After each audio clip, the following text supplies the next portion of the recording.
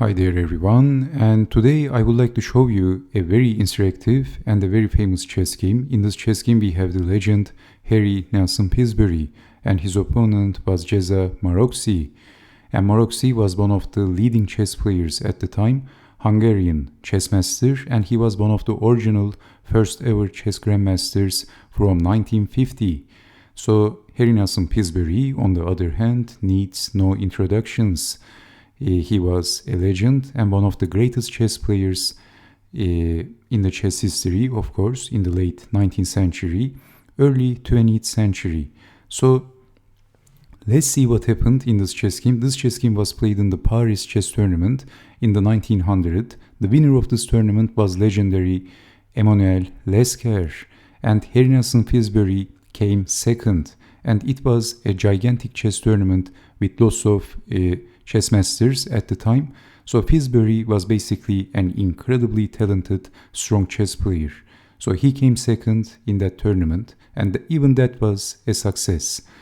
So okay, let's see what happened in this chess game. Pillsbury starts the game with e4, and we have e6, d4, d5, and we have the French defense, knight to d2, the Tarrasch variation, knight to f6, e5, knight from f to d7, f4, c5, c3, knight to c6, knight from g to f3, bishop to e7, bishop to d3, so developing the pieces, capturing, and knight to b3, and also defending the bishop. Well, in this position, Maroczy decided to capture on b3, capturing the knight and damaging the pawn structure.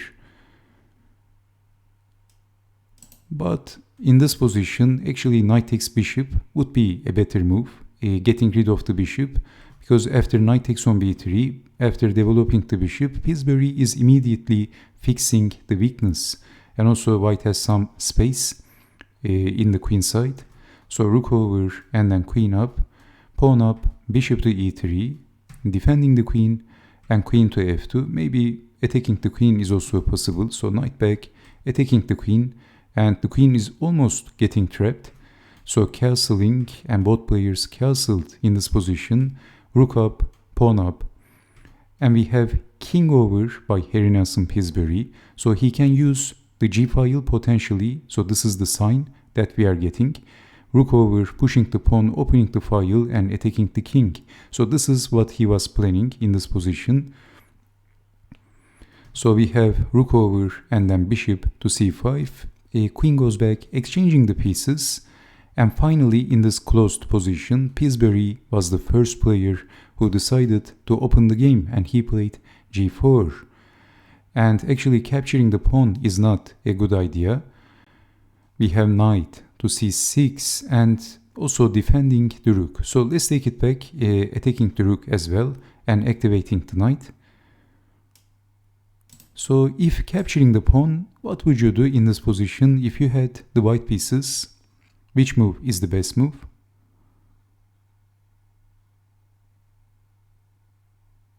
Okay, queen to h4 is the best move. So attacking on h7, queen takes on h7, king to f7, bishop to g6, checkmate. So if defending, capturing the rook. So that's double threat. So this is why first throwing the knight in and also defending the rook, and after Pillsbury goes back, only then Geza Maroczy captured the pawn. But now queen to h4 by Pillsbury, again threatening checkmate in two moves and sacrificing the knight. But of course black can't accept that, and black played g6. If capturing the knight, then we have check and checkmate. It is very simple. So we have queen to h4, g6, and then simply capturing the pawn. Who is better? But well, we can say that white is doing very well in this position. Knight can jump, rook over is possible. So rook to g7, h4, and Pillsbury is going all the way. Extremely confident attack by Pillsbury. Very confident.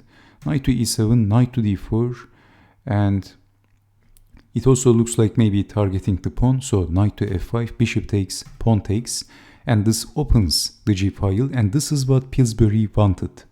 This was his goal, this was his aim. So in this position, if capturing with the rook, then knight takes rook, and if capturing back with the pawn, which is possible, then I think this pawn is going to be a potential weakness and permanent target. So we have g takes on f5, but queen to h5 and the rook can join the attack, and this looks pretty pleasant for white. So queen goes back, and all of a sudden when we had a very close position, it is the opposite right now. It is a very open position. It's actually quite active for both players. Rook over, rook to f7, and we have queen to h6 by Pillsbury, and defending the pawn, so knight takes pawn was possible.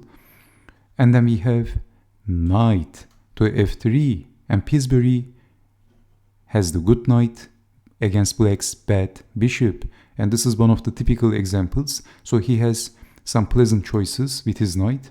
Knight to g5 is possible.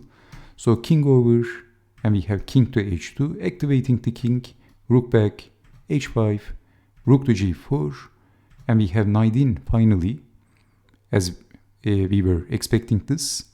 And rook takes rook maybe was better, but rook takes rook, and this rook is going to be very active. So we have rook takes on f4, but this move has a downside. What would you do? It is very simple. Well, knight to f7, checking the king, and also that's a discovery attack to the rook. But black is getting some, actually many pawns in this position. Black is getting many pawns, so we have queen to e2. So black has 2 pawns for the exchange, plus the attack. So we have king to h4, but rook over and threatening rook to c4, pinning and winning. So rook over, attacking the queen, queen takes on b2, and king to h3, defending the threat against rook to c4, and not king up, of course bishop can check the king. So we have rook takes on c2, c3, but Pillsbury played rook to g3.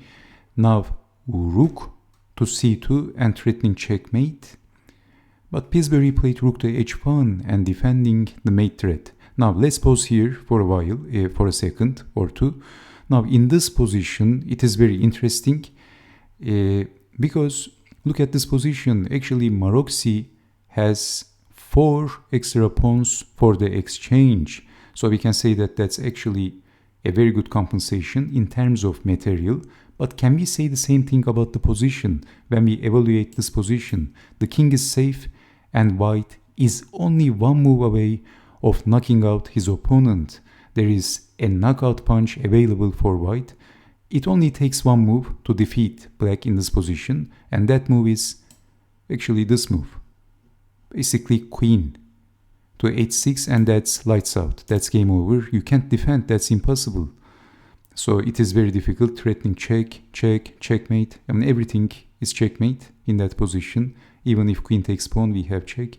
So this is why rook goes back, and there is nothing in this position. Unbelievable.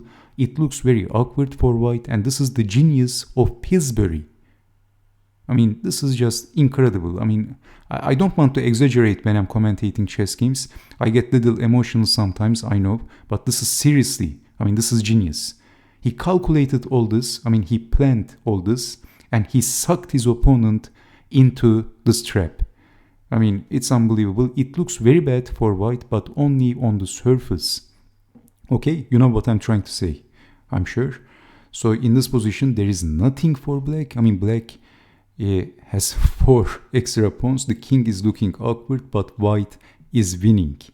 So Maroczy realized that, and he goes back with the rook. But simply, I mean, queen to h6 by Pillsbury, defending that with queen takes on e5. But defending with the rook like this doesn't work because of check, only defense and getting checkmated.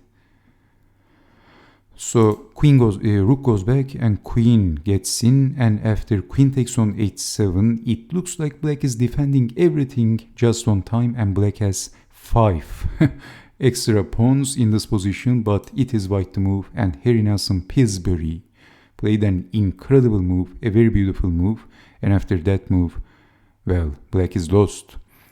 Did you see the next move of Harry Nelson Pillsbury?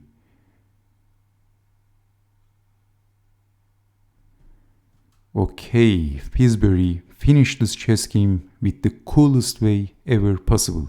He played queen takes on h7. And Maroczy wanted to see this incredible checkmate, sacrificing the queen, so king takes queen is the only move. And then Pillsbury played king to g2, checkmate. Absolutely incredible. So this was the final position. Queen takes on h7 and then checkmating the king with going back with the king to g2, checkmate at move 46. There is no resignation, there is knockout. So, okay, I hope that you have enjoyed watching this incredible chess game by Harry Nelson Pillsbury. And I hope to see you next time with more amazing chess games. Stay safe, take care, and bye-bye.